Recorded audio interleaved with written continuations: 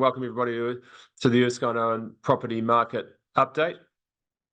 And good to have you with us. Off the back of the article we wrote a couple of months ago about the impact of the coalition government on the property market, we had a lot of feedback on that. And so really just giving an update on that and where we're up to. So let's jump into it, 20, 30 minutes, and we'll get through it. So we have got the coalition government that comes in, and we've got Seymour Peters that'll aim to hold the government accountable, even though he's part of the government, and Seymour chasing less bureaucracy. And so let's just have a quick refresh on what the issues are from our perspective. So the government is coming in with some massive social problems to solve across crime, which is they've already started to crack down on that in terms of the gang impact and shutting down on motorbikes and all of that, trying to address some of the healthcare and education issues as well. And then, of course, the big things are starting to look for as far as we're concerned, is the changes or repealing some of the changes to the property market. So we're going to provide these slides afterwards for those that want it. I guess the big thing that Seymour has driven is the rollback of interest deductibility for the next financial year, i.e. from 1 April 24 to 31 March 25, 80% deductibility of interest and 100% from thereafter. So that's great. We're getting that back. What we've also seen is the bringing the bright line test right back to 2 years. So for those that are unaware, the bright line test is the period by which, if you sell within that period, regardless of your intentions, if you sell a residential investment property or investment property in those periods, then you are subject to tax on any gains on sale. So whereas once you're outside of that, as long as you can meet all the other tax legislation requirements, you are not subject to any capital gains on that. So, and we still don't have a firm capital gains tax outside of the bright line rule. So we've had that repealed.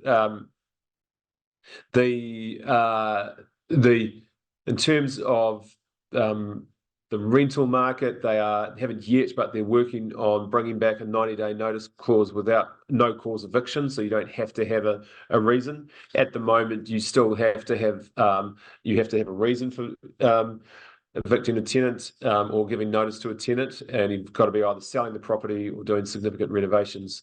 It hasn't yet happened, but those are significant, so we'll jump into talking about the impact of those.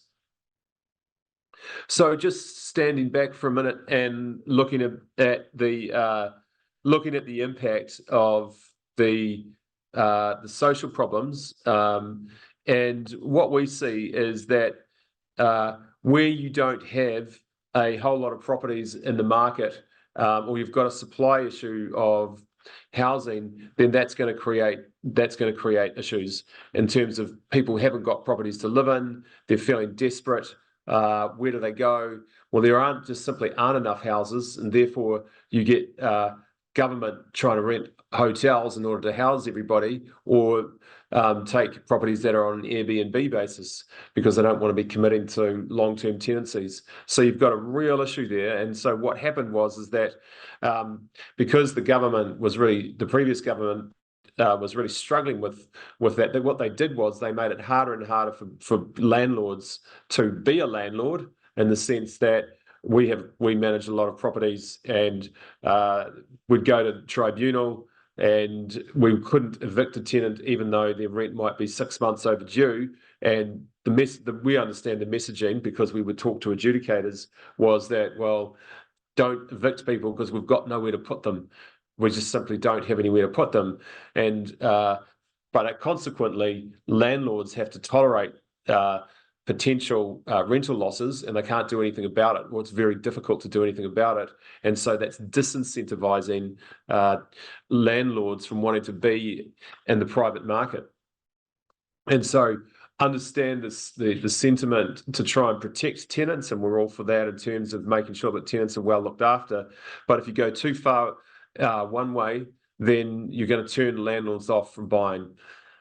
So that's a real issue. So that's what's needed to be addressed.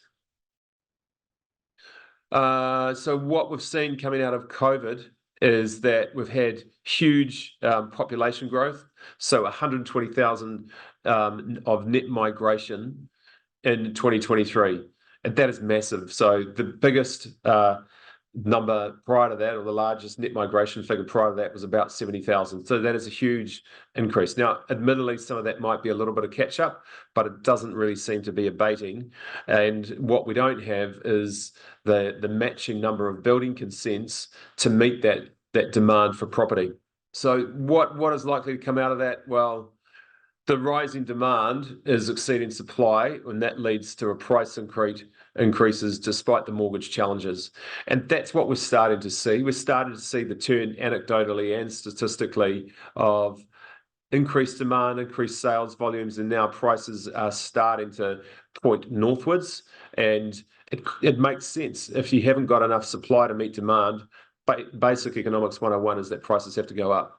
So when we wrote this, we said we anticipate a reduction in the OCR to enhance affordability and stimulate housing demand, and in replace of that, potential use of DTIs. ANZ came out a couple of weeks ago and started talking about an interest rate rise.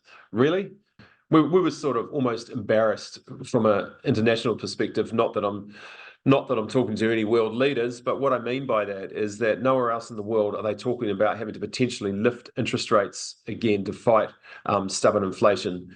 Everywhere else in the world, people are talking about maybe inflation will have to hold steady for a period.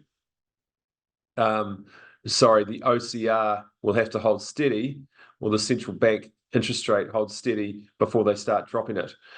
New Zealand is a little bit different to a degree, but really overall, we've got the US that has got their inflation is back to 3%, or it was forecast to be sub 2%, 2.9, just missed that, but it's definitely back at 3%.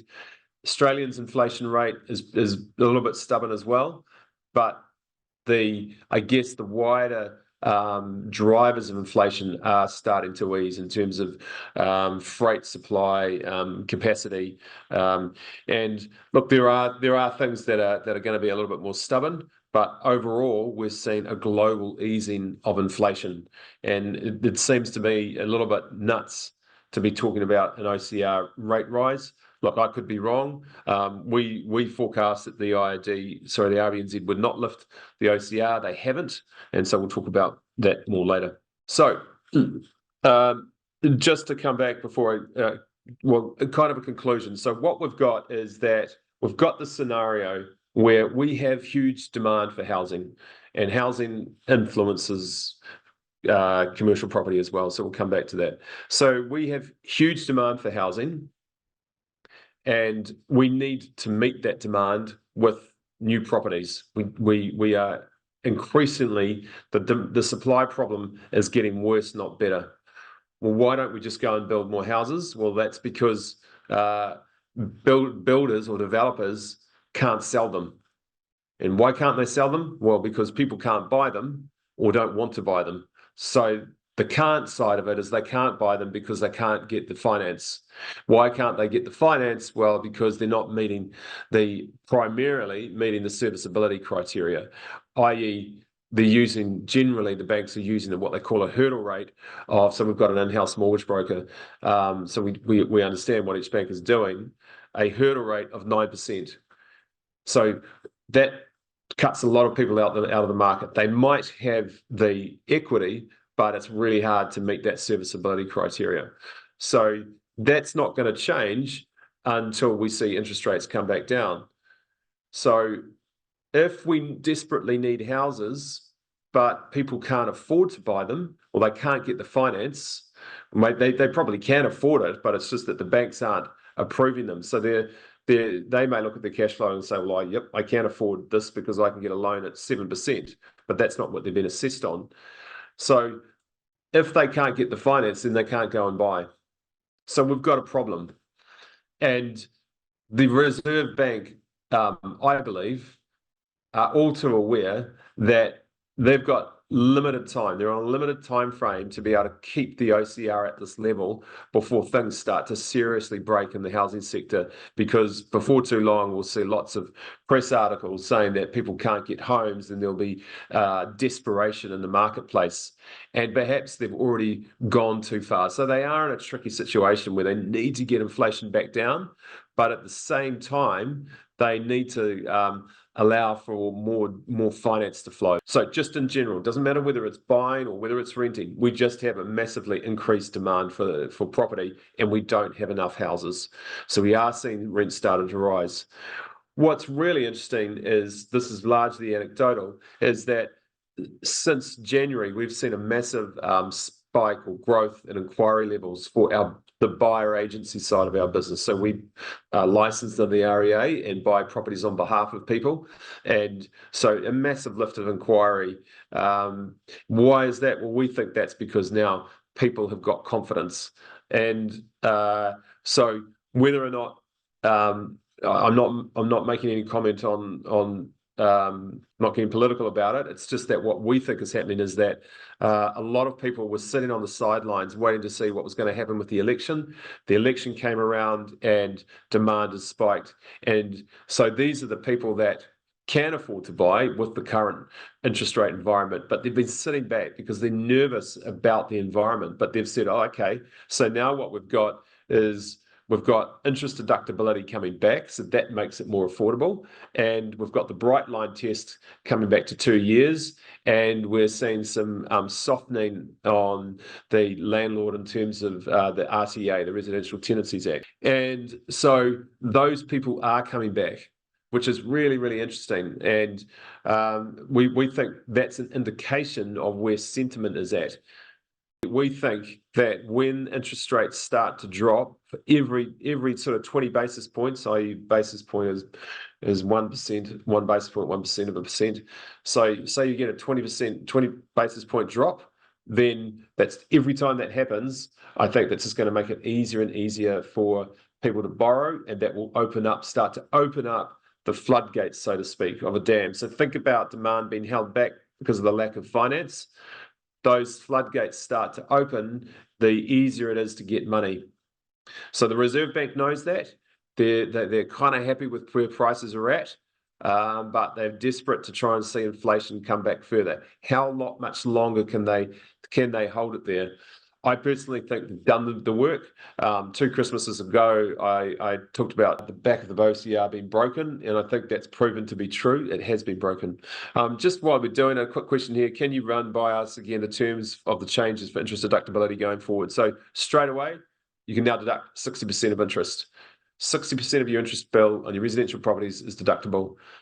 Next financial year, so financial year starts 1 April to the 31st of March 2025, is 80%, and thereafter it is 100% of your interest can be deducted.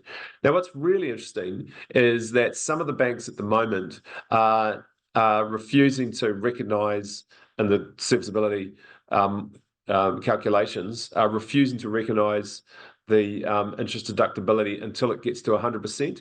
We're not exactly sure why they're doing that. Is it just being cautious? We're not completely sure at the moment. So we've had some questions come in prior, and so we'll jump into some of those. If vacancy in the commercial property sector are low and rents are set to rise, why did PFI recently devalue their portfolio?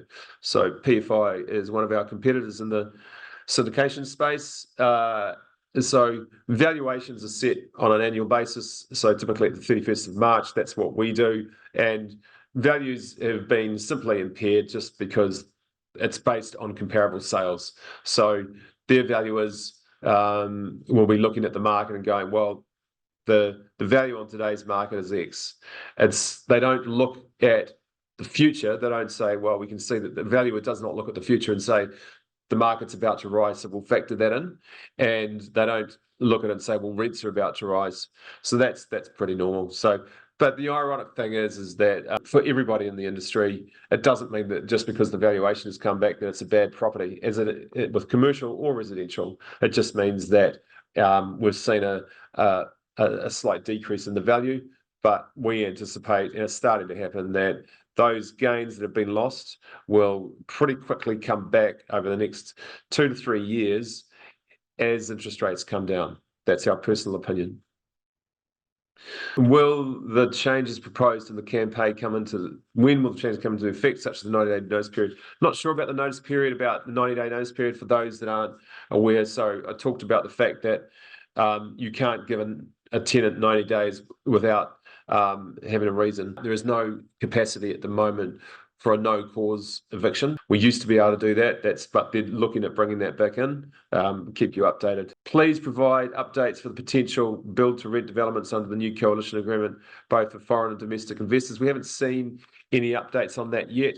We're confident, well, be surprised if it doesn't come. The previous government wanted to own everything from a social housing point of view. They weren't interested in leasing properties off the private sector, but this government, from our conversations with some of the ministers, is that they're agnostic. If it works to lease it, they will, and I think so. That's why the build to rent model, has to come in or be promoted, or there needs to be concessions in order to make that easier for developers, because the country needs people to come in and build apartment buildings and own them. So private people, I guess, like ourselves with our syndication business. The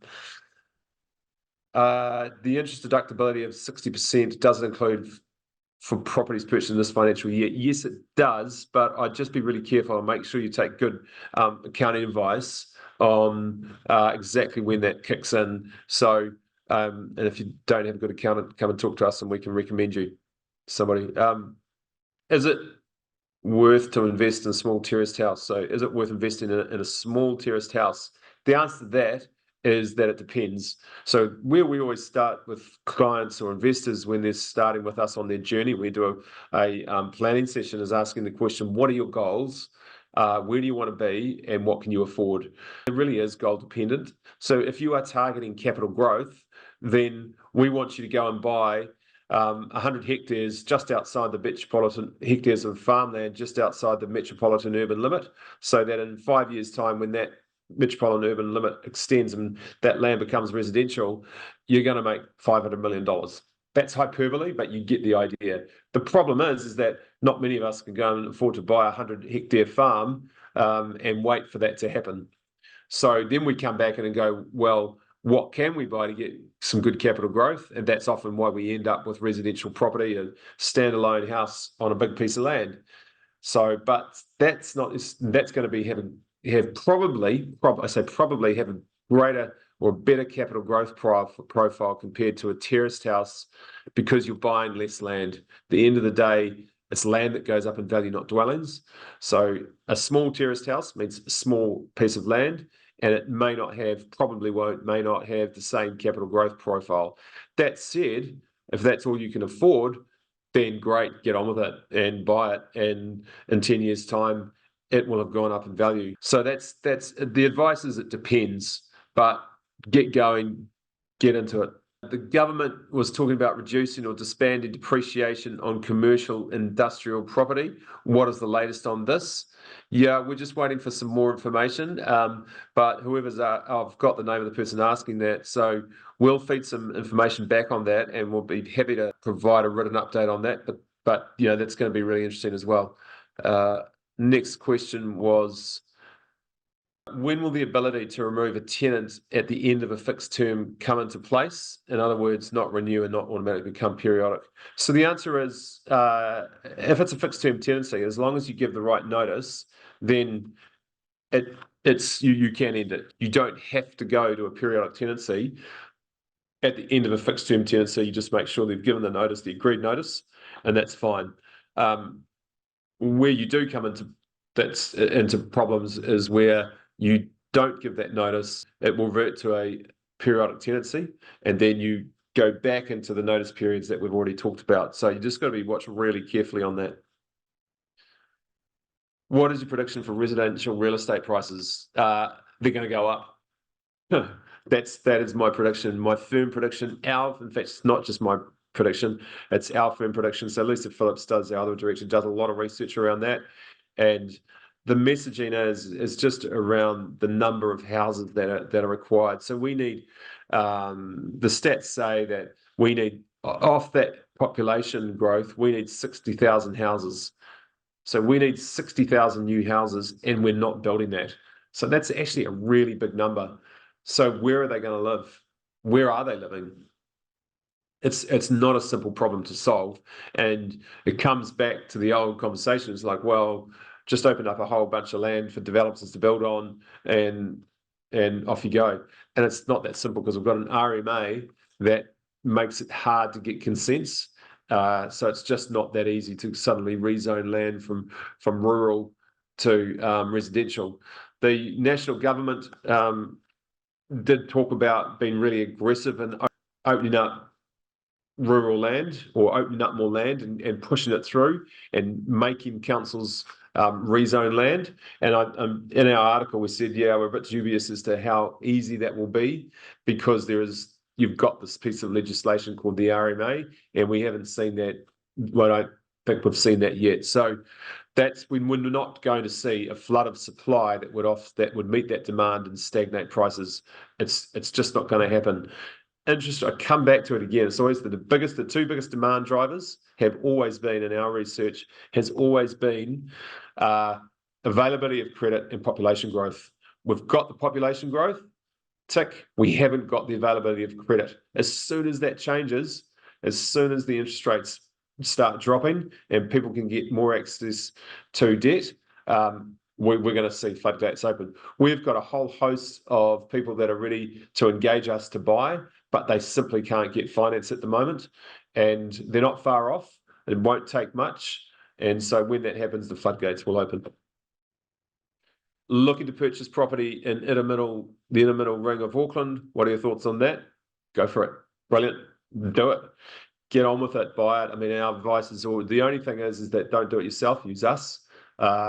We're a buyer agent. We do a fantastic job, and I say that unabashedly, because it's not me that does it. It's our great team that does it. We've been doing it for over 15 years, and we've got the evidence to say that we do it well in terms of capital growth on portfolios.